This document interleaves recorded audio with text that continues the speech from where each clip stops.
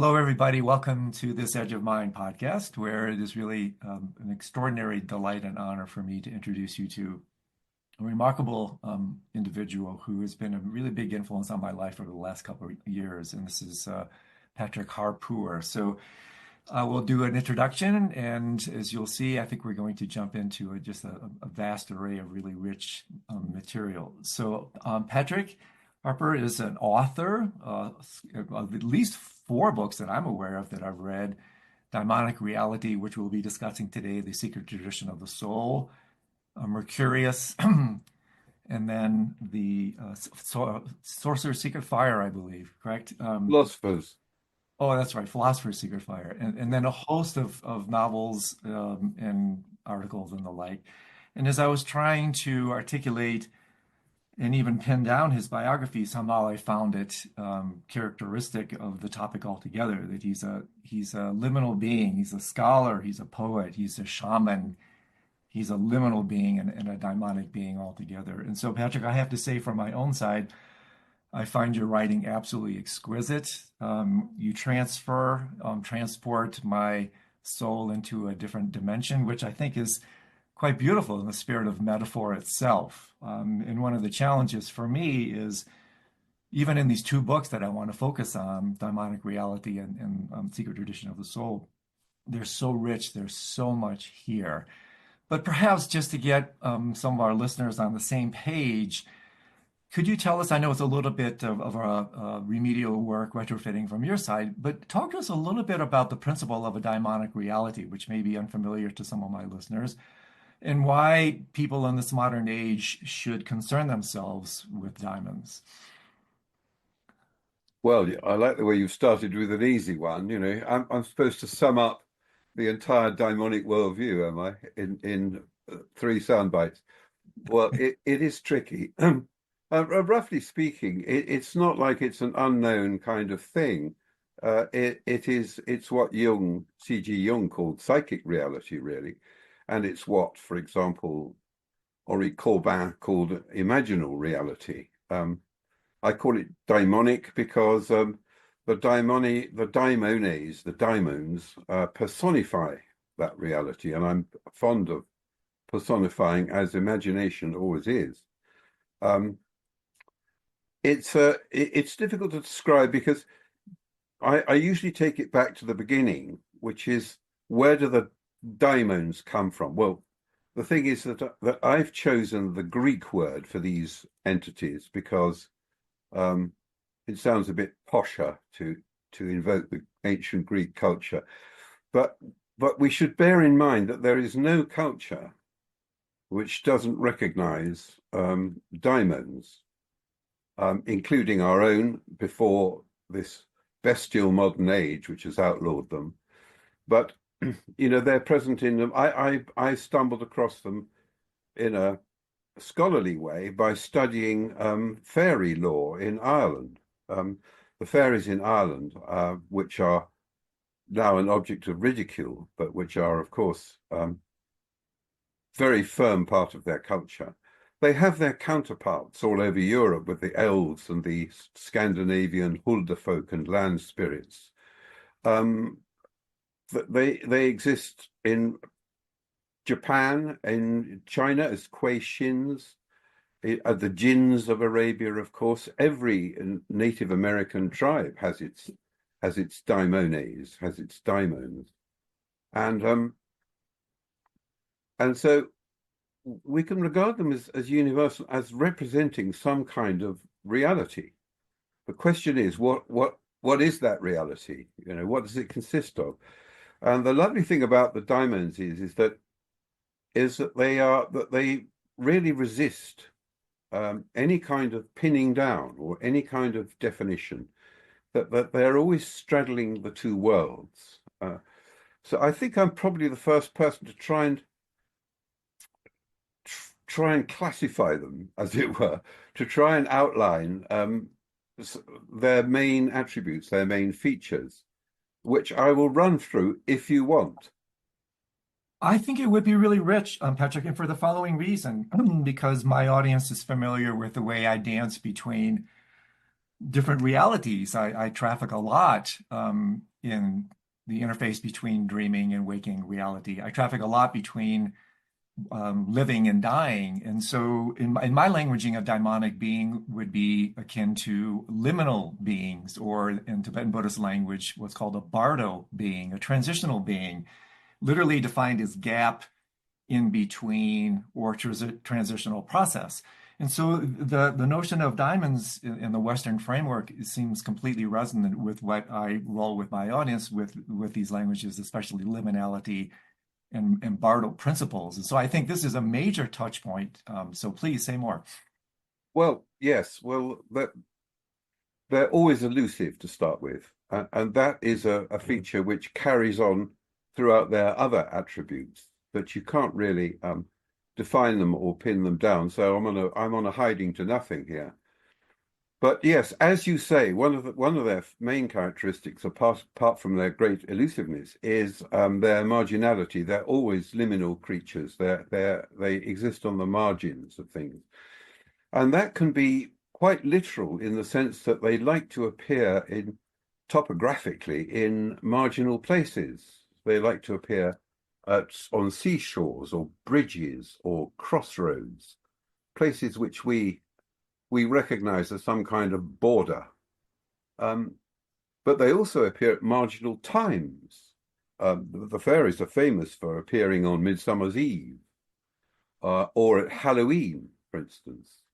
Halloween's been turned into a different kind of festival, but traditionally that was when the dead drew near to us, and we interacted with them and propitiated them with offerings and so on. So both in time and space, as it were, they recognize these boundaries, or rather they appear at these boundaries. But they also appear on the boundaries between, well, as you say, waking and sleeping. They appear at psychical boundaries as well.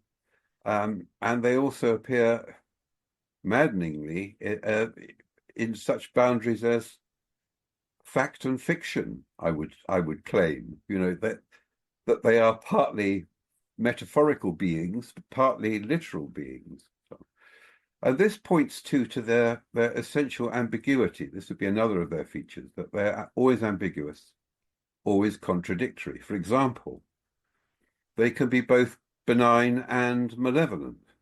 You see, Christianity didn't like the daimons at all, so they polarized them. They literalized them first. They made them purely literal, which was always a mistake. And by literalizing them, polarized them into angels and devils. But originally, all daimons are ambiguous. They can do you a good turn. In Ireland, they can help you find treasure, but they can also cause sickness amongst you or blight your crops or whatever. So you have to be very careful. You have to keep the proper relationship with them at all times. You have to keep them close, but not too close. You have to keep a proper distance. That's the idea. Now, the worst of their contradictions and the one that nobody can get their heads around, is that they can be both physical and immaterial. There's not much more to be said about that, because people just cannot that they can, if you encounter a daimon, that they are as physical as you and me. But then they can just disappear in a flash. It's fantastic, Patrick, because in my tradition, when I read about them, the resonance between what I work with on a daily basis, which is protector principle, protector practice. I literally every morning make a tea offering to the protectors, and what are also called the dakinis, the feminine sky dancers. And by definition, and this took me a while to figure out, because I used to think that, oh, these protectors are wonderful little entities that are going to protect my comfort plan. But as you write so beautifully about diamonds, they appear in the rips in the fabric of conventional reality. And far from protecting my comfort plan, they can upset the entire tea kettle. They're designed to challenge my comfort plan. They're designed to protect the truth, to protect reality. And so when I came across this Western rendering of what I relate to as protector Dakini principle, I just danced up and down in delight because it's completely resonant with what we're working with here. Oh, thank God for that. I'm relieved. Yeah, Yeah. yeah. So I'm we relieved. so I'm this relieved that you recognize them in your own tradition. That's great. Yeah. they're massive, and the Tibetan dimension works extensively with these NHIs, these non-human intelligences, which diamonds slide in quite beautifully. And so, two questions around this, and perhaps you're going here, so I don't mean to preempt it, but in terms of their elusive, ambiguous nature, you haven't said it, but it seems to me that they're also internal and external. So on one level, you're talking about how they seem to appear in so-called external dimensions, and the intimation seems that they're equally internal. And I think this is a topic I want to go into in a few minutes, how they actually reside, abide, and even constitute the unconscious mind. Can you say a little bit more about that relationship between inner and outer? Well, C.G. Jung, who I follow, um, he said that the complexes, these are which form willy-nilly within us and hark back to the archetypes, have personalities of their own. And he said they are daimons. In other words, that we can have psychic configurations within us, as it were, which are daimonic in nature and mediate between us and the archetypes. I prefer the gods. Mm. The best portraits of Jung's archetypes are to be found in myth rather than in his psychology. But his psychology was very rich, and he had a whole lot of archetypes who play the role of gods. His anima, the self, the wise old man, the witch, all sorts of configurations constellations in the psyche that he discovered empirically through his patients. But in a sense, we have that schema all laid out for us in the myths, and I refer almost exclusively to the Greek myths because they underpin Western culture, whether we like it or not. Simply because we don't know about I'm talking about Europeans. Most Europeans don't know much about their indigenous myths. The great myths of England, for instance, which go back to the Anglo-Saxons, are not well understood, although it was probably rich at the time. Norse myths, of course, are very rich. And so I use the Greek myths because they underpin Western culture and because Greek mythology is incomparably rich. It's probably the richest mythological system in the world. That's wonderful. And of course, the Greek myths are absolutely chock full of daimons, godlings, fauns, satyrs, nymphs, God knows what, dryads, hammer dryads, all sorts of things like that. And to finish their characteristics, that as well as being always ambiguous, always contradictory, they're always tricksters, which is kind of on the same, which is kind of the same kind of a thing, in that you can't predict what they're going to do, and you can't pin them down, and they're always, and it harks back to their ambiguity. They can be malevolent or benign and so on, things like that. But they're also annoyingly shape-changing, and that's another reason why you can't pin them down. That the fairies in Ireland can appear as a blast of wind or a rolling flock of wool, or and that's a common thing. But if they appear in personified form, they're usually, well, I was going to say they're usually little people, and that's true of a lot of Native American daimons. The Cherokees recognize them.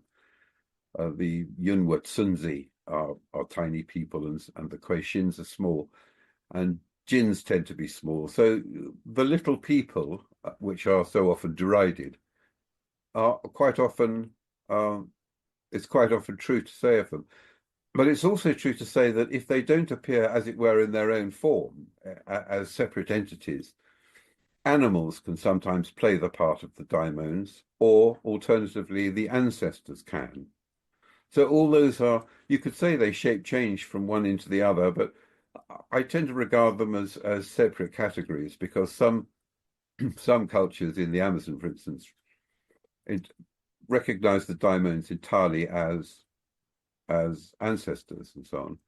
In Brittany, just across the channel from where I live, the Corrigans are the indigenous daimons, but they're almost completely assimilated to the dead. They're sort of identical to the idea of dead people or dead spirits or the ancestors. So that's why we have this trouble. But anyway, those are the sort of five main characteristics, I think, of the daimonic world. And in ancient Greek times, it was said that the place where they come from, or the place where they live, is the soul of the world. And that is the daimonic realm. The soul of the world is the daimonic realm. And it's also said to be where the myths come from. The Greeks thought that the daimons invented the myths, because the great thing about myths is that they are unauthored narratives, and nobody knows who composed them. They've come from deep time, and I see no reason not to suppose that the daimons didn't compose them. But it's a nice paradox, because the daimons are writing stories essentially about themselves, and that's a wonderful metaphor for the way in which imaginative life only ever talks about itself. That acts of imagination are always primarily about imagination. Yeah, the topic is so incredibly rich, how literally paradoxical, like literally beyond thinking, transcendent thinking. That's This, it. Yeah. in a certain way, it's as if they flip off conventional reality. And one thing you mentioned earlier that I want to circle back around to, because I think this is so central, is how with the so-called Enlightenment and also the appropriately named Dark Ages, diamonds were outlawed, and they were thrown underground in two ways that you intimate that I think is really compelling. Is one, on one level, they were thrown underground to become, as you argue so elegantly in Daimonic reality, the possible basis of reality in quantum mechanics. That quantum mechanics is defined by ephemerality and ambiguity and particles that are both wave and a particle and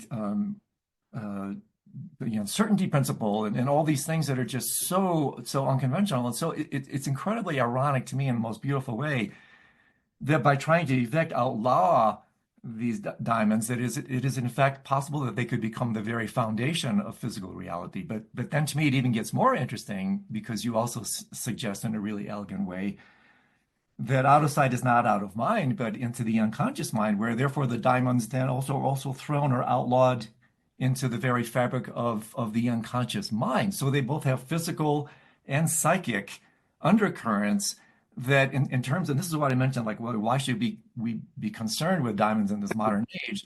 Well, because as you seem to be suggesting, they could be the silent players behind all the physical and so-called psychic reality. So could you say a little bit more about that? Because when you wrote about that, that was a real eye-opening experience for me.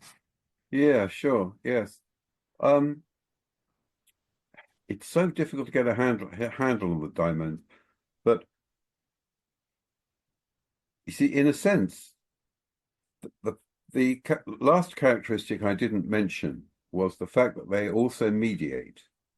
They mediate between us and the gods. They mediate between the conscious mind and the unconscious, for example. They're inward and they're both outward. And so that in the great Neoplatonic scheme of things, the soul of the world, where the daimons live, mediates between us and the world of nous or nous, which is the real world, the real world of the Platonic forms, of which this world is just a shadow. But that is, as it were, a model of transcendent. You get our world, and then the soul of the world, then the world of nous or nous, the intelligible world, and then you get the one from which all the worlds emanate.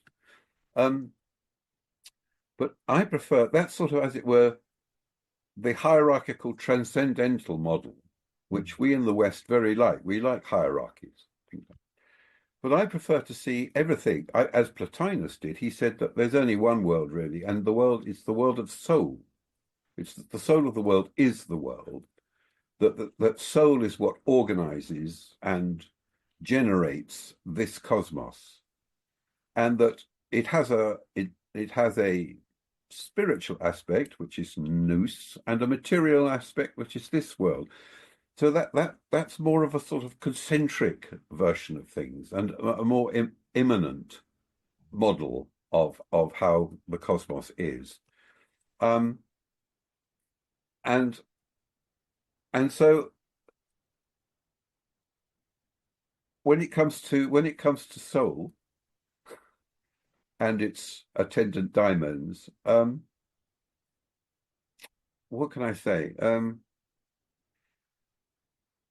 If the whole cosmos is soul, including us, then we are simply individual manifestations of the world soul. And therefore, your question about inside and outside is kind of dissolved, because Right. we are microcosms in relation to a macrocosm. So we are paradoxical beings. We both contain the whole of the cosmos, as it were, as macrocosm, in the way that Jung said we contain the collective unconscious. But at the same time, it's wholly outside of us. It surrounds us. We are embedded in it. And so the whole project of Western dualism is one that I'm quite skeptical about. I think that Western philosophy, which is taught as beginning around 1600 with Francis Bacon and so on, is attempting to solve a problem that it created in the first place. Right, exactly. Before then we were just everybody participated in the universe. We weren't objective observers of a world outside. That's a creation of our own culture, as it were. But the Elizabethans weren't like even Elizabethans who were teetering on the verge of the scientific enlightenment. They still related to the world in terms of microcosm and macrocosm, in terms of a cosmos in which we are participants and so on. That's why even Shakespeare shows us that when King Lear is cast out of his kingdom and is wandering homeless on the blasted heath amidst a terrible storm, he delivers a great speech, in which he compares his state of mind to the storm raging around him. It's as if there was no difference between them, that he created the storm, but the storm also created him. And I think that we have that sort of mirroring reflection with the world. But the world does mirror our inner lives, just as our inner lives mirror the world. So I'm making the case really for the soul of the world underpinning everything. And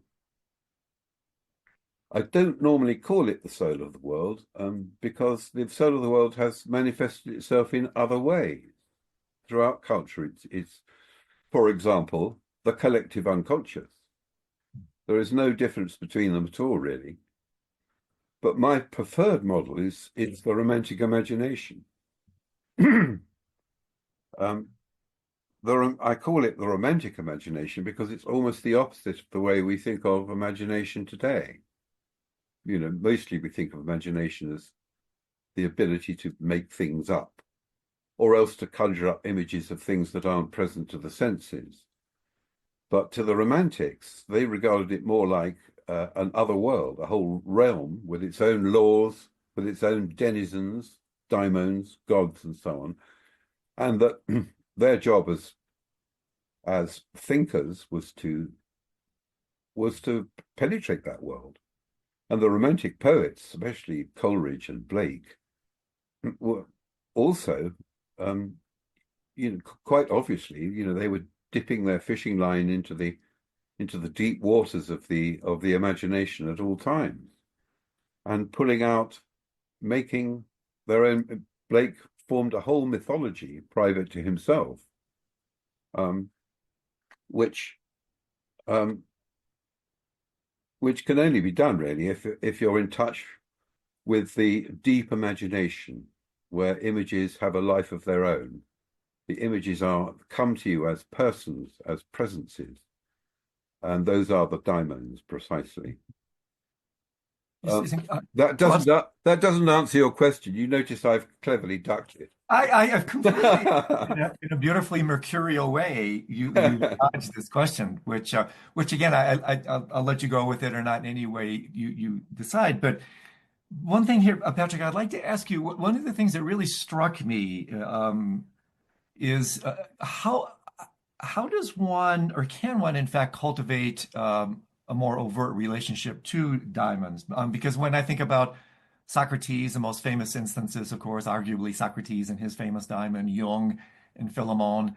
To the best of my knowledge, there isn't an overt theurgy or a particular methodology for evoking relationships to diamonds. But in my tradition, or the tradition I tend to subscribe to these days, Tibetan Tantric or Vajrayana Buddhism, a massive part of what we do, like I did a super long retreat, 3-year retreat, where I recited, no exaggeration, millions of mantras, invoking sonically the presence of a deity. I engaged in the visualization using active imagination visualization, which is a massive component of Tantric Buddhism, to visualize the mandala, to visualize the deity, using the light of the mind, and then to evoke the sonic nature of the deity. And to me, when I came across your work, it says, geez, boy, this looks like a really kind of harmonious way to actually cultivate an overt, I mean, it's a tricky word, but conscious relationship to the deity principle, which would be the Eastern analog to the gods. So can you say a little bit more? Because what I'm hearing from you is these tend to be, and it could be my misreading or misunderstanding, more serendipitous occurrences and interactions, and somewhat in contradistinction to this more overt way of actually cultivating a relationship to these principles. We don't have any rituals in the West for invoking daimons. That's quite simple. If you lived in a pre-literate tribal culture, which I usually call traditional culture, you invoke the daimons through the songs that they teach you. It's a self-circling process. You know, the shaman travels into the other world, is initiated by the daimons, taught the songs that will invoke a particular daimon at a particular time in order to perform acts of healing or predictions about the future or the weather or whatever, and things like that. So I mean, they have their own ancient traditions, probably as ancient as the one that you work in. But we've lost that. You know, at best even in Ireland, where the fairy tradition is, well, it's always said to be gone, disappeared, but in fact, it's never gone. It's always going, but never gone. But you didn't invoke them. They were too dangerous. Mm. You left out your butter and milk in the evening, and so the fairies could eat them. They didn't always eat them physically. They ate the essence of them, and after that, you throw it away. And that's quite a common thing. I once lived for a week in a Buddhist commune in London, and all the Buddhists went off to a conference, and I wasn't a Buddhist. I was just staying there. And they said, you know, could you feed the god in the box, please? They had a box on the wall with the god in, you know? So every day I had to cook the rice and put the and then chuck it out the next day. You know, it's quite traumatic. I was terrified of putting my hand in, you know, in case it'd be bitten off. But so yes, I mean, you're absolutely right. We should. It may be that we propitiate them. I don't know, in other ways. I'm trying to think. What do we do?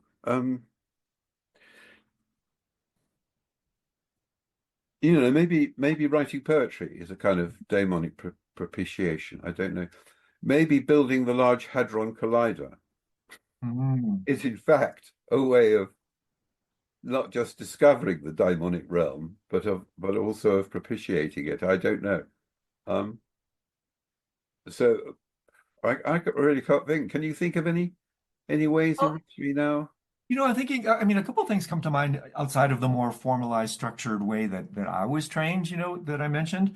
I think of other things that you're intimating, like shamanic ritual, like drumming, like incantation, like droning, like, entering so-called altered states of consciousness that I think, again, are kind of concordant with these rips in the fabric of conventional consciousness and conventional reality. It's in those gaps, those bardos, those liminal spaces that the diamonds can like I often think in my driveway when there's a new crack in the driveway, it's amazing how quickly some new fresh life will just pop through that concretization. And so it's something along those lines. I think whatever can break through, I mean psychedelics, whatever can break through conventional modes of thinking, don't you think? Well, yes, yes. I mean, obviously, I mean things like it's easy to see that the great fashion for raves. I don't know if you have them in America, Oh yeah. Oh but yeah. but they conform in almost every detail to a Dionysian rite. There's a kind of high priest, master of ceremonies who controls the music, and you all dance in union in a state of ecstasy, aided by suitable drugs. That's pure Dionysian ritual, secularized. And Dionysus is one of the most daimonic gods. Hermes is the most daimonic of the gods, but because he's the most mediatory of the gods, he mediates. He's the lord of the crossroads, so he mediates between all sorts of different areas. Um, but other than that, I mean, I just don't know that I think we just ignore them, and we ignore them at our peril, I think. I mean, I dread to think how many psychical disorders Yeah. are beset us because we're not paying heed to the diamonds, and not feeding them, where feeding signifies heeding. It signifies a recognition that they must be kept close, but not too close. I think there's one thing that comes to mind here, Patrick, that I'd really like to share with you, and also with one of the great tectonic dreams I've had in the last couple of years. I think one way we can establish a relationship with these diamonds is through dream work, of course. And so one of my big passions is lucid dreaming and dream yoga, active relationship to the contents of the unconscious mind. And so I want to share just a massive contribution that you've made for me is perhaps we start to include diamonds in relationship to dreams. And it's the following. In my training in standard lucid dreaming protocol, and then even in dream yoga traditions, there was always this, and again, it could be my misunderstanding, but maybe not. There was always this underlying almost trajectory of taking the metaconscious, taking the light of the conscious mind into darkness, and somehow, dream control and controlling the unconscious mind. And for many years, I developed some proficiency in this capacity. I could have lucid dreams almost at will, but there was also, it's like, according to these vectors, I don't seem to be progressing the way I think I should be progressing. And one of the just absolute amazing transformations for me was when I read your riffs on dreams in my languaging perhaps it's not so much about bringing light into darkness, but just as much about bringing darkness into light. In other words, giving the dream reality equal footing to the waking reality, to realize that if we actually relax our motivation to establish dream control, and lucidity is about control, and say, no, perhaps it's just as much, if not more so, about bringing the deliteralized, de-reified, dream reality, bringing that into the waking reality. And so I want to share a dream when these insights clicked for me that was just absolutely massive. Oh So yes, do all, yeah. all this was clicking together for me, and it was just breathtaking. And I had this amazing dream. It was lucid, but it was what's called a witnessing lucid dream. So in other words, I didn't change anything. I was simply awake, aware of the fact that I was dreaming and I was witnessing. And fundamentally, in three, it was almost like it stated the diamonds or whatever were conveying in three vignettes. I mean, three really powerful dream episodes, the same thing. And they all had to do with waves. And so the first, I was driving along my beach where I grew up at home, and these massive waves were crashing over me. And interestingly, in the Tibetan language, the word for blessing is jinlap, which literally means wave of splendor. And so these waves are crashing over me. And then that particular scene, and yet there was another scene where even bigger waves, like almost tsunami level waves, were crashing over me. And then the last one was I was actually high on a hilltop, seemingly above the fray of where a wave could reach Hmm. me. And this like end of the world Noah's Ark type dream with this wave comes crashing all the way up to the mountaintop to engulf me. But in each one of these waves, Patrick, it was just exquisite. The froth in the waves turned out to be diamonds. So as the waves were crashing Oh gosh. over me, it was sparkling little lights. I woke up from these and I was just floored. It could not have been more obvious that in some way the diamonds were saying, yes, dumb shit, you're finally getting it. It's about opening and relaxing and allowing the diamonds to approach you instead of you trying to dominate the dream world with your conscious, metaconscious approaches. Oh, that's lovely. Yeah. And so when you said that, and then also, and you mentioned this, and then I'll pause because you can see how excited I get about this. This to me is perhaps one area that you riff on that makes sense to me. That maybe Jung was dare we say wrong or limited with his track of individuation. That the path is to bring unconscious processes into the light of consciousness. Well, maybe it's more about bidirectionality and equal footing that we actually surrender to what the daimonic dream unconscious world has to offer. So if you could Yes, elaborate yes. that a little bit. I'm very much, yes, I'd be on board with that, I think, Andrew. Yeah. I'm quite suspicious of the idea of, of control, the idea of the ego, which has to, it already naturally wants to gather everything into itself, and and I see the opposite. I think the unconscious should be dissolving the ego, or rather daemonizing it into a more daimonic ego, in the sense that we still have a Mhm. sense of ourselves in a dream. But if it were the same as the great heroic ego that has built Western culture, um, and with all its fine achievements, it also has its drawbacks, like denying the daimonic itself. Um, yeah, I'd be a bit suspicious of just the idea of control. What worries me, that I feel that the ego is sort of dissolved by dreams, and that while we retain a sense of ourselves, the dream knows best. I mean, I regard dreams simply as a manifestation of imaginative life, that it goes on all the time, not just when we're asleep. We're already, as I would say, embedded in soul. Soul being the chief generator of imagination. I use the words almost interchangeably, soul and imagination. Um, and so, yeah. So I'm very glad you were dissolved by the great oceanic unconscious crashing over you, and Yeah, but with yet in a benign and most beautiful way. Yeah.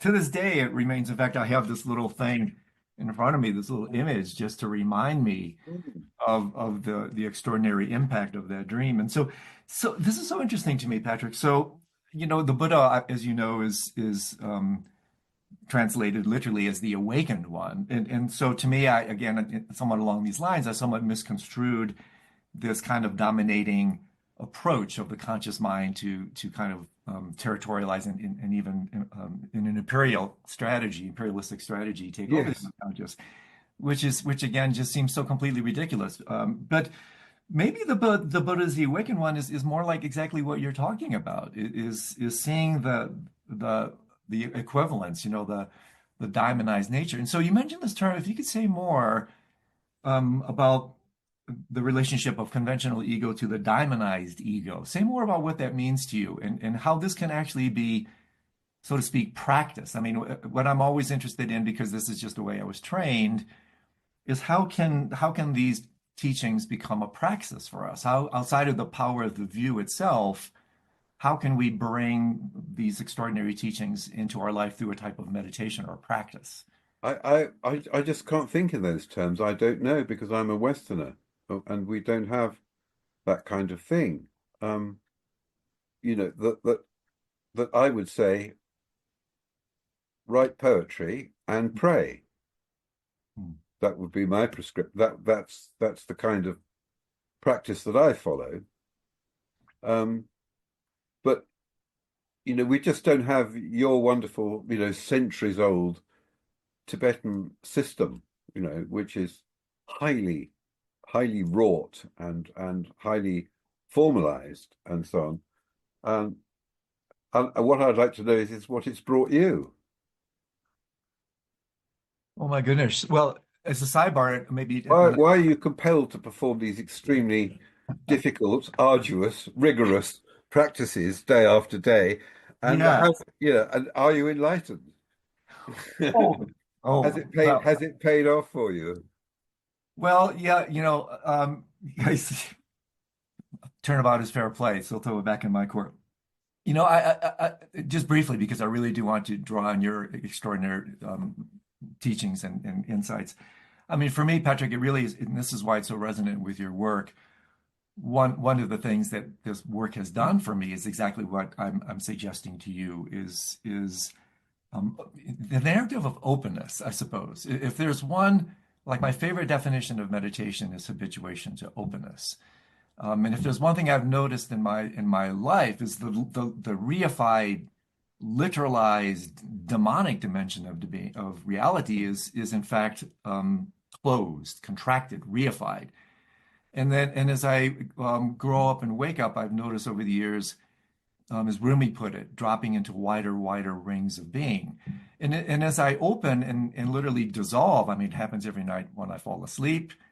Arguably, it's going to happen when I die. I want to talk to you a little bit about that. It happens in deep meditative states. I open myself to these trans-temporal, trans-spatial, or pre-temporal, pre-spatial dimensions where whatever you want to call them, the diamonds dance and the dakas and dakinis and the deities all dance. And so I think this is not at all distinct from what you're describing in your world. In fact, that's why when I read your work, I'm so excited and it's so resonant with me. And what makes me so excited is like, oh my gosh, here's a Western formulation. Here's a Western esoteric wisdom tradition that articulates this. This is enormously impactful for me because I'm not a Buddhist. I'm not a Tibetan Buddhist. I'm an American that studies a form of Buddhism called Tibetan Buddhism. And so Mhm. when I come across Western streams of wisdom that are so resonant in a perennial way with these Eastern streams, I just want to jump up and down in glee. It's like, why Oh, didn't something good. come up Yes. with this 40 years ago? No, no. I'm glad. Yeah, I'm glad you've spotted that. I was very drawn to Tibetan Buddhism as a child, as a young man, and I met two incarnate lamas. There were only three in the West at the time, and I met two of them, which was amazing. Um, Fantastic. and I did ask one if he might be prepared to teach me, and he said, "Oh, well, yeah, we could talk about that." But I flunked it. I just found the deities of the Tibetan realm. If the Tibetan Book of the Dead put the wind up me, something rotten. I mean, these, Totally. these are not daimons that I was comfortable with at all. And I mean, aren't you frightened by the Tibetan daimons? Well, in a very interesting way that our mutual friend Bernardo talks about being fearful of them. The way I'm fearful as a storm chaser, it's more a tremendous respect and awe. They only become awful if I don't relate to them with this respect. And so, approaching them in this very highly respectful way because you're dealing with the elemental forces of reality here. And this is why I mentioned earlier out of sight is never not out of mind. These diamonds are arguably the bedrock of so-called physical reality, quantum theory. They're the bedrock of psychic reality, the unconscious mind. And therefore, these forces, whether we know it or not, are dictating all of so-called manifest reality. And so for me, Yes. I'm in awe of their power. And then realizing is exactly like you're saying, part of my charter is to establish a healthy relationship to them. But So did you start? But did you start off with a Tibetan psyche, as it were? I mean, are you in the wrong culture, well, or are you a Western man who's had to reconfigure everything in order, and including learning the bloody language, and that's in order to have authentic Tibetan experiences rather than Western ones? I have to ask I my mean, dad. you encounter takinis, do you? Oh yes, oh yeah, I've met them in my dreams. I mean, quite literally, where they enter my mind stream. Some of the most impactful dreams I've had is when these energetics literally possess my mind stream in a dream. And it's on one level, I mean, I cultivate an active relationship with these phenomena. And so the fact that they manifest in these internal and external ways, one would hope there'd be some manifestation of these efforts, right? And so this is where my conviction comes from. It doesn't come from reading the books. It comes from the most important thing I do, which are the meditations, the actual praxis. That's why I'm always interested and I had these conversations with Bernardo, what is your meditation? What is your praxis? And that doesn't mean I'm not trying to do a comparative religion thing here. It's more that I'm deeply, genuinely interested. Maybe I did take a wrong term in the bardo, right? That I should have been born in Tibet. But here I am, dressed this way, clothes this way, and I seem to be a little bit perhaps akin to you, daimonic and liminal, where I straddle these two different worlds. And I just my heart just delights when I read, like I mentioned earlier. But if I hadn't turned my back on my friends, the incarnate lamas, um, would I have been able to simply through reciting the mantras and performing the practices have become an authentic, you know, Tibetan in the I, way that you seem to be suggesting you've become? well, I'm not so sure. Again, yes and no. I wouldn't say I'm a Tibetan. I would say that this is the Kool-Aid that I'm drinking for perhaps karmic reasons or whatever ineffable reasons they may be. And so I think this is very much an open question for me. What dare I say would be a daimonic question. I float with it and I'm okay without coming to some solid resolution here. But I also want to be very careful. I seem to be sucking all the air out of this room. And it's your wisdom and your No, insight. it's good. It's good. I'm interested because it may be you were a Tibetan in another life, I have no doubt. and therefore you feel at home in this tradition, whereas I Yeah. didn't. I could see, after dipping my toe in, I could just see that it wasn't for me, and that I had to somehow wrangle an analogous tradition, a soul tradition, out of Western culture itself. And lo and behold, there they all were, all the philosophers that nobody read, you know. Yeah.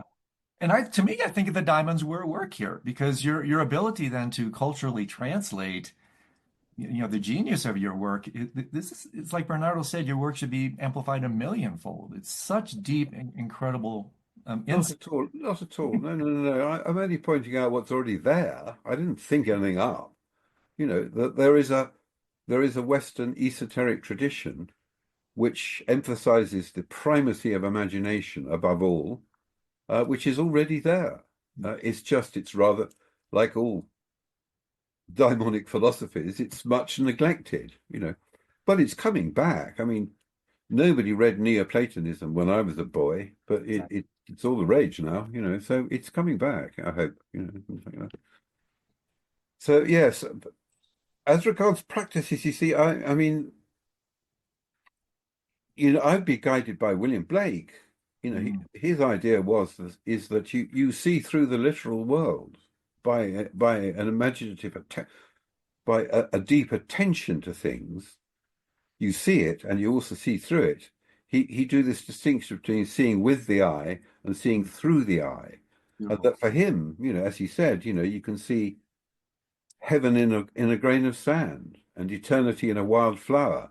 And that spoke to me immediately, having been very interested in poetry, or a failed poet, in other words.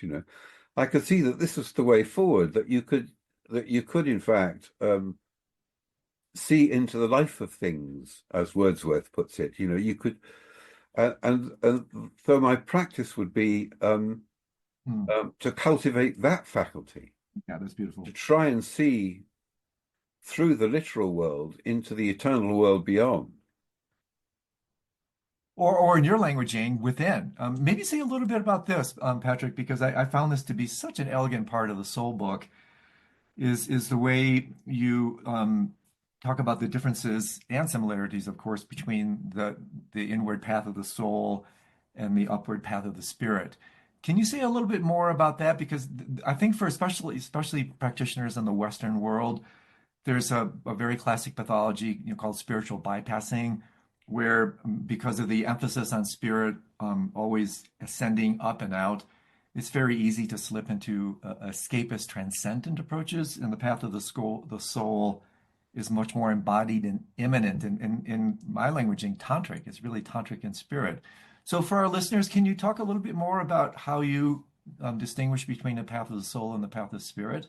Well, yes, I'm not sure I can remember it all now, but it did seem to me that I wanted to be a spiritual person, and I noticed how often um, spiritual practices were more concerned with kind of strengthening the ego in some way rather than dissolve. And I sensed that this wasn't a good path somehow, and I began to notice that I always felt very, very riven in my life, torn.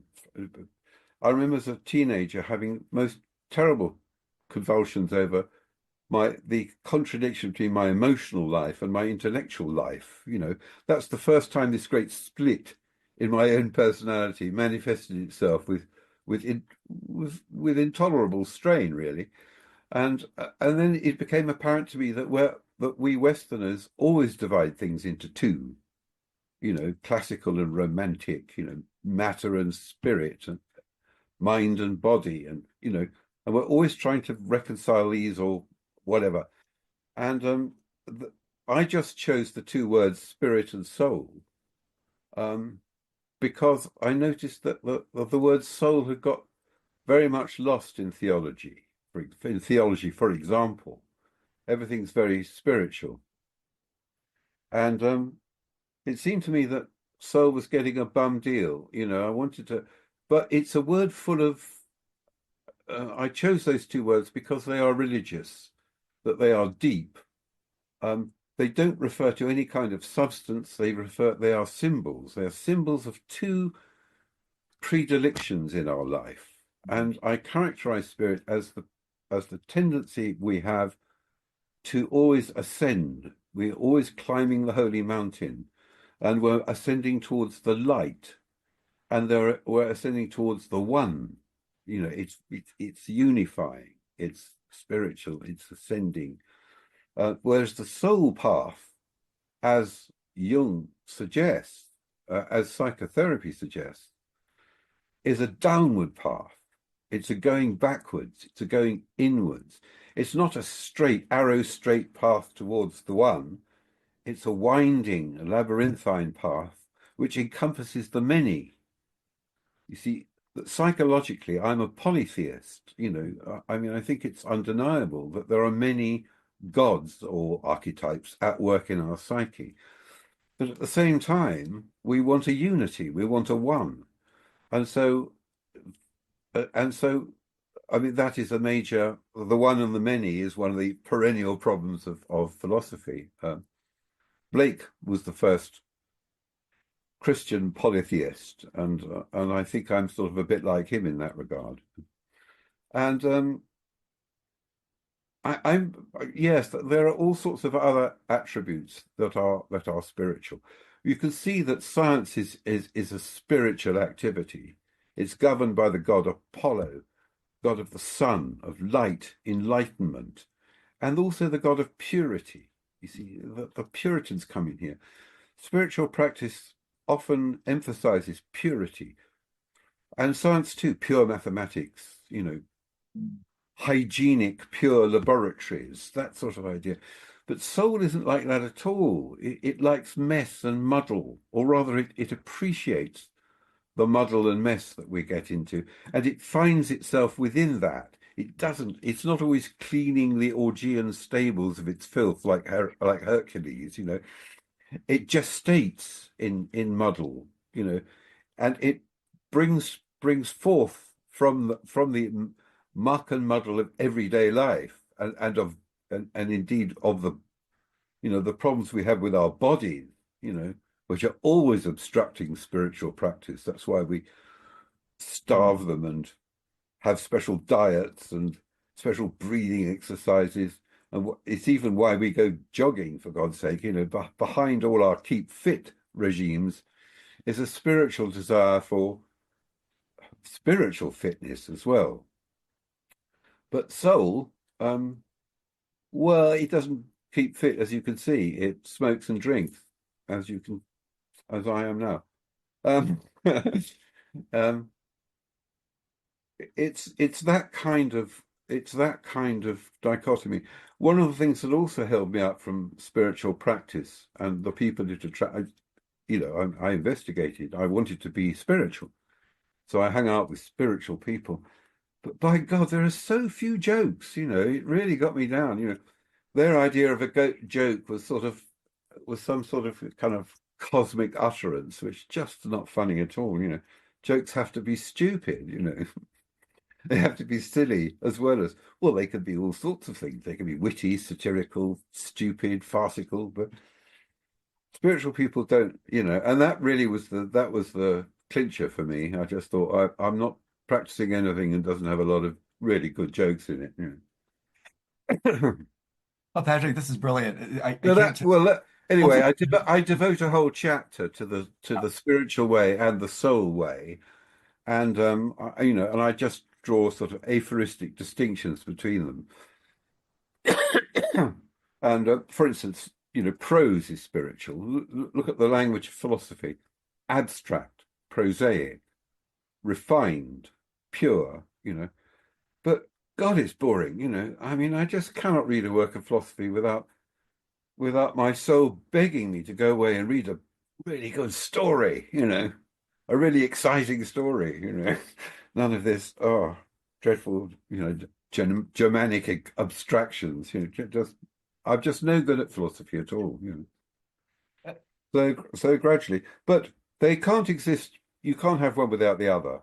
That in a sense they mirror each other, that the spirit path prevents soul from just sinking into the mud and living forever in a kind of a daydream and just crowded in by fatalism and fantasy. Spirit invigorates it and gets it going. But at the same time, soul is necessary, stops spirit from becoming untethered and flying off into the Empyrean.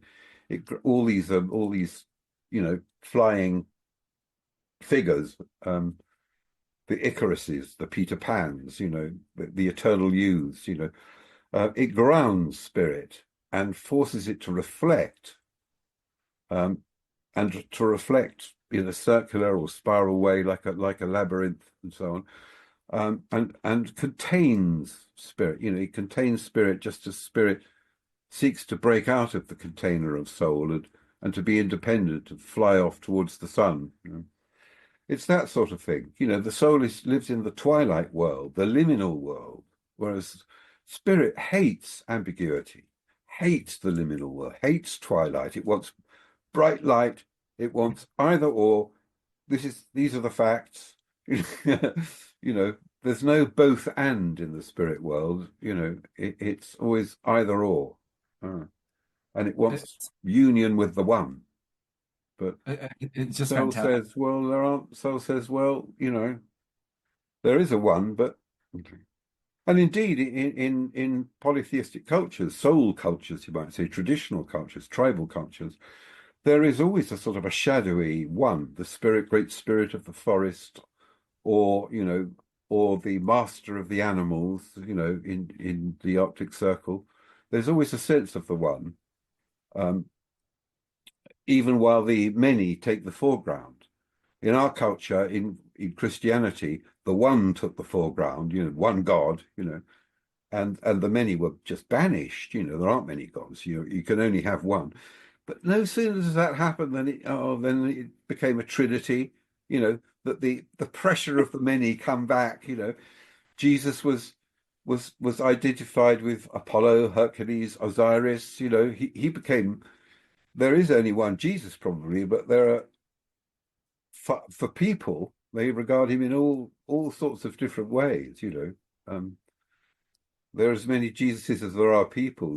He's the old hippie. He's the hardworking working man. He's the lover of the poor. He's this and that. You can go on projecting onto the figure of Jesus almost infinitely. So that's what I think about spirit and soul in a nutshell, It's, Andrew. it's well, Patrick, it's just brilliant. I mean, I playfully say sometimes after I read your stuff, which so inspired me, that if it's just merely the path of spirit, you get high altitude sickness and metaphysical sunburn. There's and the reason. Let me tell you why I'm so deeply impacted by this, because you may not know it, but you are a tantrika. You are a practitioner of the tantras, because in tantra, body is as important as mind. The path is to find spirit within matter. The path is involutionary instead of evolutionary. The path is one of descent versus ascent. And so, one of the things, just briefly, because this is a really rich topic, maybe for a future conversation, one of the central practices I've been doing for quite a number of years that I'm now finally starting to write about, is the ancient and Tibetan practice of dark retreat, where I literally go literally go into the muck, literally go underground into a cave. Literally in the muck. Well, What? underground, Oh, underground. what? Are you going underground? Yeah, Yeah. so it's intense voluntary sensory deprivation in a cave or specially prepared cabin. And as I started Don't you reading do your it at home? right behind this curtain here, I have my little dark holding cell. But if I'm going in for weeks or months, I need a specially prepared cabin. But the idea here is when I started to come across your work, I said, this is the most articulate exposition of my experience in intense sensory deprivation that describes so much of what I've encountered. And so this is another reason I'm so deeply resonant with your work. It was like, oh my gosh, this is classic tantric dark retreat material. This is the journey of the soul. Everything you just said is a complete description of what you do when you're going in dark, within darkness, underground. And so for me, it's just been a magnificent augmentation from a Western Oh, context of what this tradition has talked about. oh, And I'm delighted. I'm delighted. Yeah. What happens in dark retreat then? I mean, when you mention months, well, I a month. So I this mean year I'm that there for a sounds month. very severe. I mean, do you just are you in there what so many hours a day or 24, you're in continuously? there 24/7. It's a total lockdown. I've done this, Patrick, for almost 30 years, so it's not as extreme as it might sound. And yeah, this year I went in for a month. And there's so much to say here. And again, I want to be very careful because I've learned. You spend a month in darkness. Mhm, yeah, yeah. And it's And who beyond. feeds you? Who feeds you? There's a person comes up and delivers one meal a day that has Tupperware. So the logistics are the least of your so-called problems. The food and stuff is very easily managed. And again, Are you meditating? I'm doing two things. Yes. The single most important thing I'm doing, Patrick, is literally just entering the death space.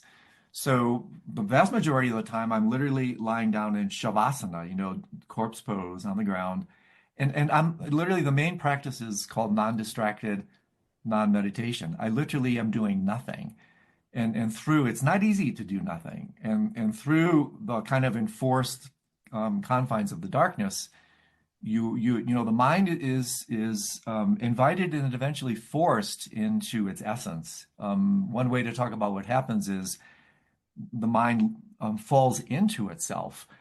Literally, the term in Tibetan is rangba, self fall. And as it falls, Patrick, this is what's so interesting about the unconscious mind. I have discovered an incredible tour over and over and over of the sedimentation levels of the so-called unconscious mind Oh, via right. vis-a-vis the Neoplatonist and the whole evolutionary efflux reflex thing. It's as if you're doing an archaeology of the mind as you go from conscious to preconscious to subconscious to unconscious to the collective unconscious, where you meet the deities, the gods, the archetypes, and then even below that into the super unconscious mind, which is the death space. But again, I want to be, I'm writing 2 books. I could talk about this forever. I want to take advantage of your great wisdom in the time we have left. But one But thing, are you, so you're entering the darkness, are you, like Dionysius the Areopagite, exactly, the exactly. the the God beyond God, the great unknown. Yeah.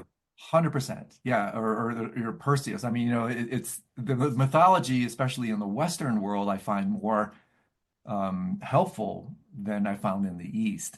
But one thing that ties in here that I want to transition into, and again, I just want to take advantage of your extraordinary skill set, is we've talked a little Well bit said. about diamonds, we've talked about dreams. Let's talk about what the Tibetans refer to as the dream at the end of time, which is their rendering for death. One of my main passions, in addition to dreams, is death. It's one reason I started doing this dark practice because it is the principal preparatory practice for the bardos to go in for these extended periods. They say it recapitulates the death and dying process. But I want to talk to you a little bit about it, and if you don't mind, I want to start with one seed statement in Book of the Soul, and then we can take this in so many really rich dimensions. But I found this so compelling that I want to just read it for our listeners and then it's just 2 sentences, and I want you to riff on it a little bit. So, the afterlife is paradoxical. I shall explain how it tends to mirror our own souls so that we get the afterlife we deserve, the afterlife we already, in a sense, inhabit without being aware of it. End quote.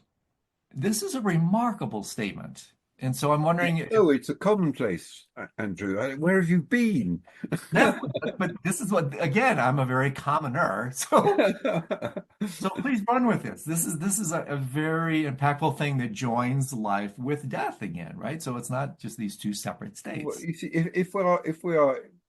if we are just individual souls embedded in the great field of soul, as it were, um, that we already have access to that great field of soul, which is the eternal world, however you characterize it, which goes on before life and after death. Um, and so, of course, we're already in it. It's just that we don't know that, Yeah. except when we get visionary glimpses or dreams, or like Jung's experience of plunging into the underworld and watching the death of the solar hero. We have these big dreams on which you're an expert. Um, then we get glimpses, and everybody's had 3 or 4 big dreams in their life, and they may well haunt them all their lives. They're so important. They're so seminal to their experience, even though they last a few moments. Um, so we are already in the afterlife. We have already one foot in my preferred metaphor, the other world. Uh, uh, and I don't see the problem about that. Um, but so central to one of my big bugbears, Andrew, is that no, I think I'm going off on a tangent here, but um, is the way we don't have initiation rites Yeah. anymore. Yeah. Huge. You Yep. see, along with the daimons, Yep. if there is another universal thing that people have, it's rites of initiation, which occur at set times in your life: birth, puberty, marriage, and death. And in cultures which observe these initiation rites, in a sense, they see the whole of life as a process of dying and being reborn. You know, I was reminded of this by your description of dark retreat. That there you are, going for death and rebirth. According to, I mean, it really annoys me that you have to go to Tibet for this. We should be doing this all the time as well. But Totally. but for ordinary people who aren't marked out as great visionaries and mystics as you are, Andrew, we need formal rites to enact these processes, and they are what gives our lives meaning. That we understand that death and rebirth is the central movement of the soul through life, and that's what we are on Earth to do. And indeed, every day can be seen as a little death and a rebirth. Our biology colludes with this notion. Every day we go to sleep and wake up again. Um, there is a deeper meaning to that, and so and so nothing. And so I wish we had initiation rites. It really annoys me that we've abandoned these, and no wonder. And I especially feel for the plight of young people who are given no initiation rites. They reach puberty. They think it's just biology, but no, an initiation rite gives them inner meaning of biological change. That biological change is in fact only a literal version of the transformation of the soul. And if you don't give it to them, they'll have a go at it themselves. They'll form initiation groups, gangs, and they'll have all sorts of elaborate rules of initiation, like, fighting another gang, testing yourself, try to find out what it is to be a man. They'd rather go to jail than betray their friends. But jail itself is a kind of initiation. Or else they join the army. That's a kind of initiation. Or they get tattoos and piercings. Those are traditional initiatory measures, and so forth. I mean, it's as plain as the nose on your face. So, in fact, this is their imaginative lives struggling to express themselves, and but of course they're made up, they're chaotic, and they are not then reborn into society at large as citizens. They remain outcasts because they're criminalized or demonized or told to go back to school. But they know that tuition at school isn't the same as intuition. They know that their intuition tells them that life isn't about sitting at a desk and being a good boy or a good girl. But life is more a matter of life and death than that. Anyway, sorry, rant over, but No, it's hardly a rant over. I mean, there's so much here, Patrick. Again, this is your work is like a fractal to me. It's like an ever receding. The closer you look, the more you find. And so, what comes to mind here? A couple things. One is the question that I asked at the outset: why should we moderns be concerned with this almost pre-modern notion of diamonds? Well, to me, what came to mind was, "Forgive them, Father, for they know not what they do." We spend our lives, whether we know it or not, playing out these archetypes, these myths, the principles of daimonic reality. And to me, the genius of your work is to make, and this is confluent with Jung, make these unconscious processes conscious so that we can relate to them instead of from them. So we have a better understanding of WTF am I doing with my life? What are the drivers of my entire existence? And then I want to get to this towards the end of our conversation. In fact, how are these being played out today on a global level with this colossal shit show that we see going on around the world? So I want to come back to that, but to me, say a little bit more, if you would, Patrick, about the role of the diamonds as the players in the death journey. And we have an intimation of this, like you mentioned, every night when we fall asleep, we enter this. It's almost like we're abducted by aliens every night as we enter an alien reality that's deliteralized, de-reified, and fluid. It's like there's an abduction that takes place every night. And so, in a similar way, could you say more about how these daimonic principles play out in the dream at the end of time, this thing called death, and how understanding diamonds can help us with the so-called journey through the bardos? well, no, because I'm handicapped by not having died. So I have no idea at all. I don't know. You have a system. You understand what diamonds you're going to encounter. Um, the West doesn't have anything like that. Well, how about the unconscious mind? I mean, how about the possibility that as the mind. Well, all that one can say with any certainty is that for some reason um, we are born with souls that are immortal, and unchanging, but paradoxically, we also have to make them. Yeah. That we have to make our souls. And dreaming is a part of soul making. And for some reason, um, soul making is fruitfully achieved by this act of seeing through that I mentioned earlier, that when we meet people in dreams that we know, um, they are not the people we know. So literalists come back from a dream and said, I dreamt about you last night, or I dreamt about my dead grandfather, or I dreamt about my headmaster, or whatever.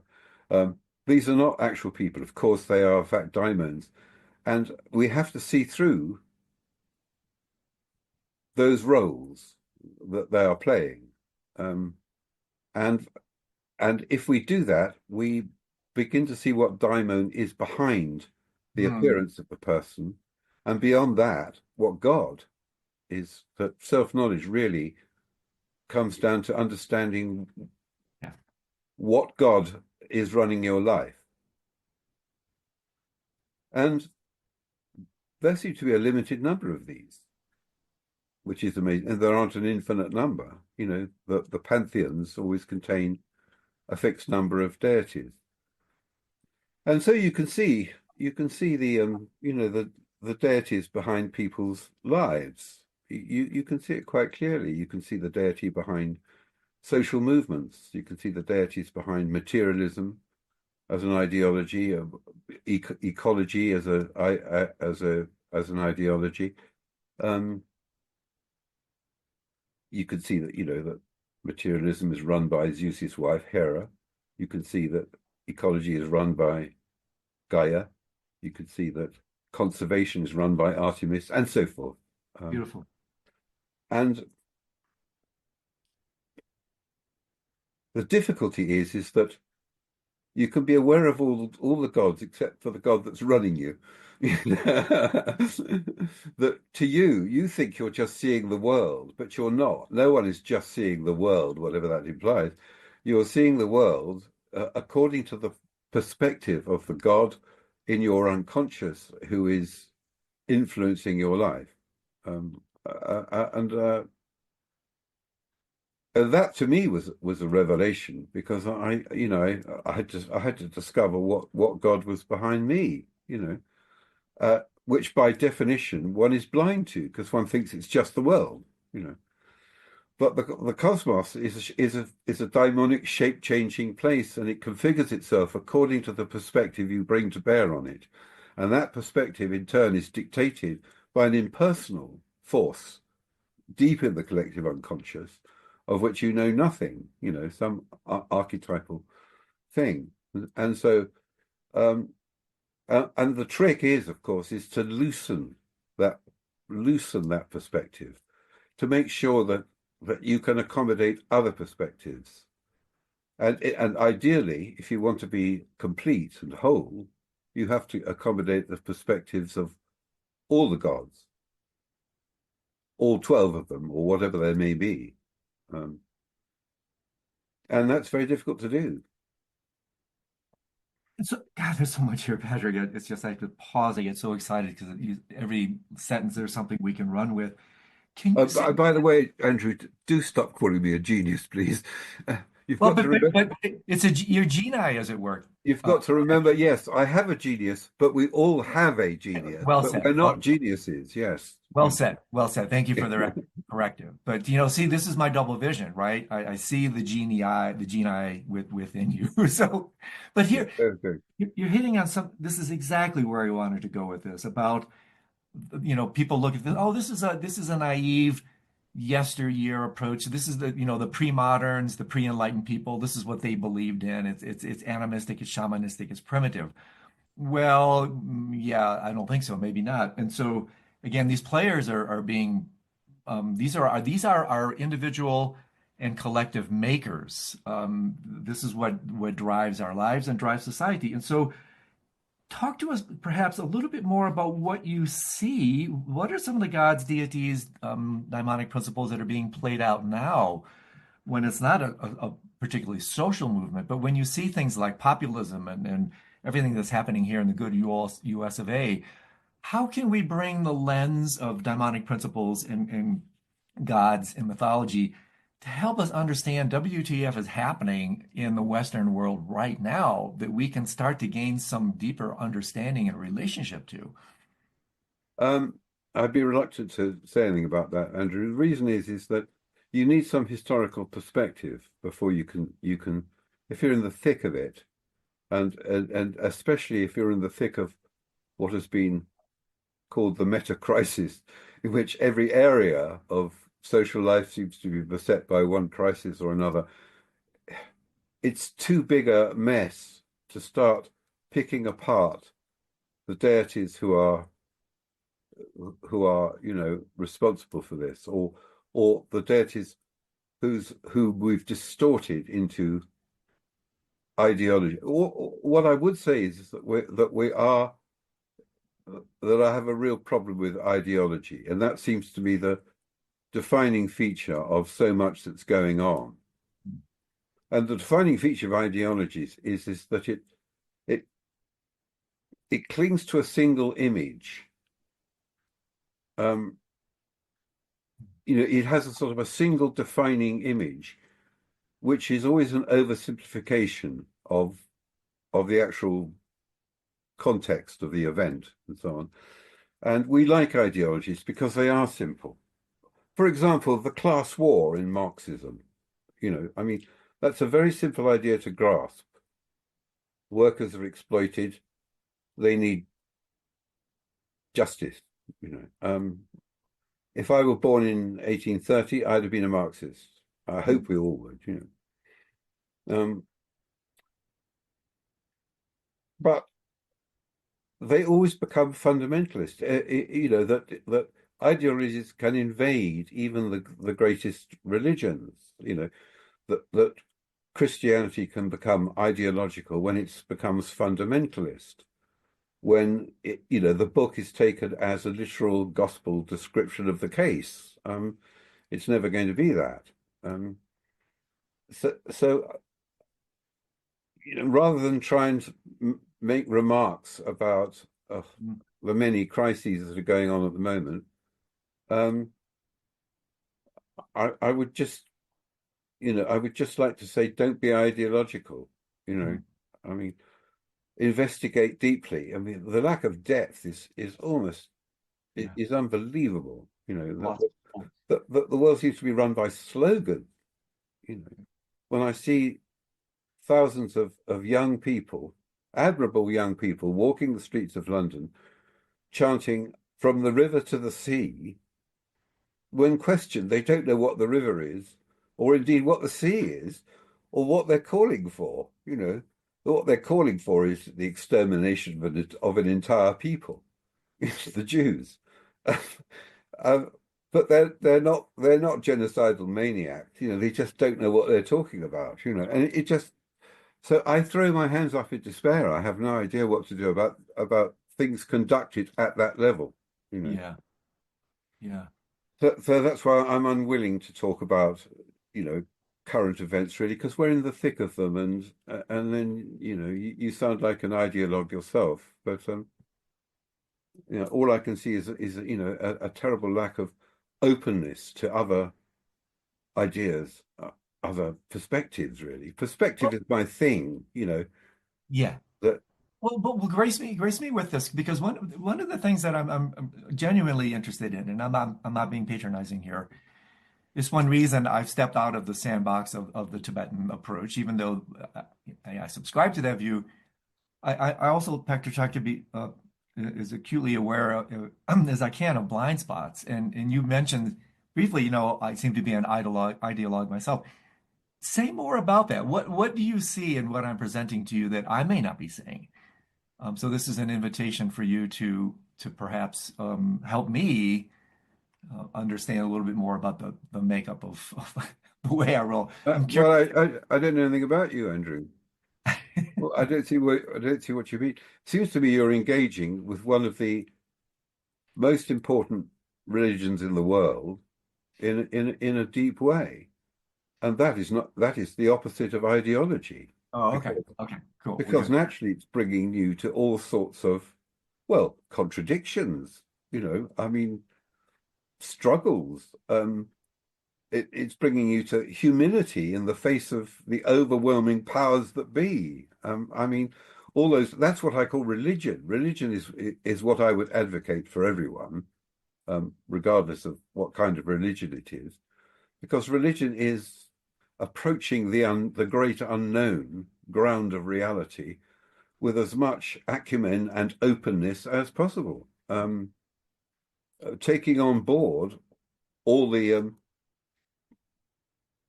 complications and complexities that implies. It's as easy as that. So no, I admire anybody with a really strong sense of the religious. Yeah, I think that's what's going to save us in the end, as long as that religion doesn't become restricted, reduced, ground down into some maniac ideology. Yeah. Yeah, there you go. Well, and so along those lines, as we start to close up, because I mean, I could talk to you for hours, but in your view of things, Patrick, and again, some of these questions are challenging, I guess, because they're just so broad sweeping. But what constitutes awakening for you? What constitutes so-called enlightenment in your experience and in your worldview? Um, um,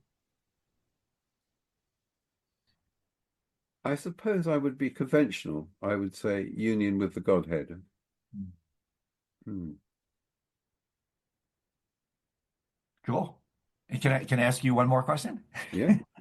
Because one of the things that's been underlying our conversation is the extraordinary role of the unconscious mind. And one of the things that you write about so beautifully in Daimonic reality is, and you suggested this earlier, but maybe I'm circling back into it.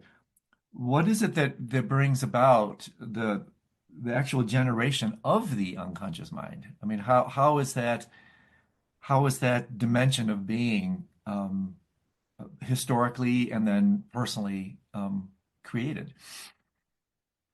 Um, well, in my book, The Philosopher's Secret Fire, which I warmly recommend to you, Andrew, Well, this because it's a history of my tradition. Well, I'm saving that for a it's a conversation. very potted history because I was held up by tremendous ignorance. I've learned a bit more since, but it's too late now. I wrote that book 20 years ago. But nevertheless, it does give you the bare bones of the Western esoteric tradition.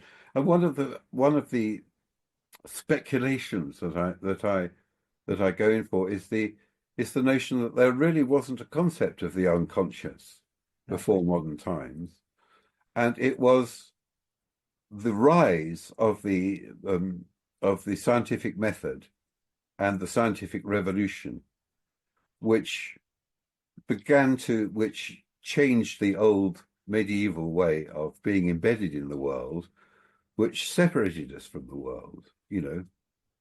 Descartes' dualism and so on, subject and object, us and the world out there, and that we began to regard the world as an environment, horrible word, something out there that surrounds us. And what happens as a result of this is that the living, vital, daimonic world had nowhere to go. The world was regarded as fixed and dead, and we could exploit it as we wished, and so on. And all the daimons were not believed in anymore. They were all banished. The soul began to become etiolated and enervated until it disappeared altogether. I mean, scientists were still Christians up to a point, but less and less and less so, and now not at all. Atheism is the norm. And so my contention is that the repression of the daimons and the gods from the world meant they had nowhere to go. As you say, they went underground, but actually they went into our own psyches. And my contention is that they formed the unconscious, Yeah. and they weren't retrieved. That Freud's wonderful axiom that whatever is repressed returns in another guise. That points to the shape-shifting nature of the daimonic world. that if you repress a daimon, they're immortal. You can't get rid of them. They will come back, and they will come back as subatomic particles, or they will come back at the height of materialism. I always cite this. Just when materialism had triumphed in 1840s, there was a mad craze for spiritualism. It started in America. And the daimons came back as spirits of the dead, not in nature. They'd been banished from nature. Nature was just machinery. So they came back in the genteel drawing rooms of upper class ladies in which, seances were performed. And all the intelligentsia of Europe went to seances. It was a mad craze. So that's that's an example of the way in which the repressed returns in another way, and so on. What was your original question? Oh, just that you're hitting it beautifully. Oh, yes, The yes, yes. generation of the unconscious mind. So I'm saying the denial of the daimonic didn't so much sort of formed the unconscious, and then it was rediscovered by the depth psychologists and so on. But what they heard was, the daimons crying out again in alien voices from their couches, from the unplumbed unconsciouses of people who didn't even know they had repressed anything. And in some cases, they weren't just personal things, they would be visionary, archetypal things that would reappear. So, we're out of balance. We should be just sort of, as it were, one daimon amongst many in a daimonic world, one soul in the soul of the world. But instead, we made the world a kind of a wasteland by declaring it only matter and only machinery. Yeah. Mechanistic materialism has it's powerful, but it's not true. Yeah. Yeah. And so how else are they? Oh, I'm sorry. Go ahead. No, go on. No, I was going to say, how else are they? Out of sight again is not out of mind. Outside of the reappearance of the repressed daimonic principle in the unconscious mind, and in again the foundations of the psyche, and then the foundations of reality, quantum mechanics. Not that that's not enough. When you gaze across the modern landscape, how else do you see them coming back? I mean, on one level, very briefly, I can say one of the most elegant things is you talk about paranormal phenomena, UFOs and the like. But are there other areas where the daimons are rearing their inevitable head to perhaps continue to illuminate and inform? I don't know. I haven't given this much thought. I mean, I think there are always signs that people are craving the daimons again, and it manifests in different ways. There are various, returns to nature, an attempt to revivify nature in various ways. I don't really mean ecological movements which attempt to fix the damage with the same kind of methods as caused it in the first place. You have to have a change of heart rather than a change of mind. You have to, you bring the soul and the daimons back to nature by attending to them in a certain way, in an imaginative way, by seeing the world as metaphor rather than as literal fact. In other words, it's up to each of us to change our vision of the world. That's what brings the daimons back, and re-ensouls nature again and re-enchants it, and so on. So that would be important, and there are many ways of doing that, and I think people do it. I think just people feel alienated from their own world, which is an extraordinary thing to feel. No wonder they rush off to Peru and take ayahuasca or whatever. Any sort of violent methods possible to reconnect themselves with the source of being. Yeah. I mean, I prefer gentler methods, like reading great poetry, but and taking country walks, that'd be my system. But attending deeply to those. So other than that, I don't really know. I mean, there are of course a raft of daimons that have never gone away, like Bigfoot and UFOs. Although I'd say that UFOs are. You see, I think they're an example of the repressed coming back in another guise. Yeah. I noticed the continuity of UFO lore with fairy lore, and I could see that they were kind of like the fairies who'd been banished from the world, so they return from on high, from outer space, which is the only place they can come from. They haven't been allowed here. That sort of that kind of symmetry, I think, is operative. Yeah. One last thing that's really been very, very interesting for me, Patrick, is a little discovery I made a little bit along the lines of the one I shared earlier with my dream. It's interesting how nature symbolizes or represents some of these principles, and that is I've discovered that if I try to discover daimonic reality, looking with the Herculean, the Apollonic, literally the cones of my eyes. In other words, if I look straight ahead, I'm not going to see it. But it says it's the type of vision that's operative at night in the twilight zone is the cones of the eye. When you're literally double entendre intended, you're looking out the corner of your eye, literally eye as in ego eye, and also the Yeah. eye. So our very physiology represents the type of expanded vision that's required to see these liminal kind of peripheral beings. And so for me, one way that I practice accessing these is in fact releasing my Apollonic linear gaze, going through literally a meditation called open awareness to the periphery of my vision. And then, like I mentioned earlier, opening the aperture of my awareness to realize that they exist in the corner of my eye. Uh, Yes. Good point. Good point. Good point. Well made. Yes.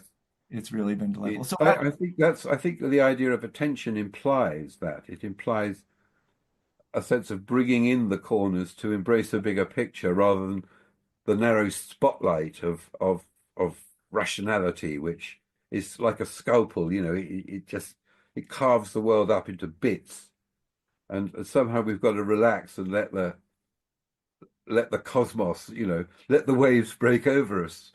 yeah, and this is again the cash value, so to speak. Like where does the rubber hit the road here in one's life? Well, part of it could be just this. Yes, pay homage to that one type of vision, the uniocular looking straight ahead vision. But perhaps if you really want to see where you're going, open the periphery and see what's happening on the event horizon of your life and all the instructions that are being manifest there. Yes, yes. It occurs in quite simple things. I was quite shocked at myself today. I was going for a walk. I found myself thinking about something, and I didn't hear the bird song. When you're thinking about something, you're focused on something, and I suddenly sort of shut off and just listened to the bird songs, particularly good at this time of year, and well, I completely changed in about 3 minutes. Just a simple thing like that, but we have to make that conscious effort. We have to say, I'm going to listen to birdsong now, otherwise, I was completely deaf to it. So it's And very simple acts of attention, deliberate acts of attention can transform the world around you. Yeah. And as we know, that's Bernardo's main practice is pay attention. But Is it? what you say here that's really beautiful is when you see pictures of Bigfoot or UFOs or the Yeti, it's as if the photograph was taken out of focus through the corner of your eye. So even the representations we have of these ambiguated daimonic principles are represented in this sort of thing as well. Yes, yes. And yes, the so-called physical evidence for daimons, it's always like the daimon itself, you can't quite get it. It's never quite clear enough. It's never quite near enough. It's never quite, it always makes me laugh that the so-called physical traces of UFOs or Bigfoot are continuous with the phenomenon itself, Just and we never seem to get any closer. The legendary, the famous pictures of UFOs from American fighter jets, which caused such a furore. Well, they're pathetic, aren't they? Little tiny blips going along, I mean, they're hopeless. yeah. Well, Patrick, this has been such a delight. I Well, can't. it's nice to talk to you, Andrew. Yeah. Yeah. So anything, I mean, we've covered so much, but anything that I've missed, anything you want to convey outside of what we talked about that may be left on the table before we close up? No, I'm just sorry that, I mean, you're the enlightened one. How hardly. I should be listening to you. I want to hear about dark retreats what goes on in there, you know. Maybe here's what we should do. Let's make a little deal. Let me read Mercurius because the thing with your books, Patrick, they're like reading poetry to me. So I read them very slowly. I read them again and again. I love books that stop my mind and open my heart. And so originally I figured, oh, I'm just going to plow through all four of his main books and then I have a chat. And within a few pages of Daimonic reality, I said, there's no way I can do this. So let's do this. Let me read Philosopher's Secret Fire, Mercurius. But curious, you see, I mean, that's the Western Dark Retreat. Alchemy is a dark retreat. You go into the blackness. To see the You light. go into putrefaction. Can you imagine? You're Yeah. rotted down, and then So, reborn. so next time we'll have a conversation about that once I'm armed with those two books. But the material was just so rich. I literally forced myself. I said, no, I'm not even going to read those. I'm going to concentrate on these two. And even there's the wealth is just extraordinary. So And much. read a novel as well. That's I've written I've I'm written five novels published. Yeah. my around the corner, I'm a musician. I'm a pianist, and so I express that dimension through my music. But reading a novel is definitely something that would be good medicine for my soul. Yeah, I So, wrote a novel about Kierkegaard, and oh, that is the antidote to daimonic reality, yeah, perfect, because you have to have an antidote as well. perfect. So Anyway, that's the either or book, not the both and book. Yeah. I'll So make a commitment to but, read those. yeah, I'm trying to cover all my bases, Andrew, but it's a struggle. In any other ways, Patrick, that people can learn about you or support your work? Any other ways for people Just to? buy my books, please. That's all. That's all. Yeah. Yeah. I'll do like Bernardo. I'll do everything I can to get the word out because really I'm not patronizing when I say this. You have touched me so deeply with your insights, with the elegance of your Oh, writing. It's a non-trivial thing. I read a lot of crap, and I read boring academic and scientific books that they're painful, and to soak in this type of artistry is really very moving to me. And so I'm deeply grateful for you taking the time. I'm so inspired by your contribution. For me, oh it's well, thank you so much, Andrew. That's most kind. I'm delighted you found them a bit useful. It's great. yeah, I mean, more than a bit useful. They've been just really amazing, amazing Good, support. good, good, So good. thank you so much for No, your thank you. time. And perhaps after I read these books, we can circle back around in a year or two and see what happened. Sure, that'd be great. All right then. All Bye right, bye all the now. best. Okay, thank you so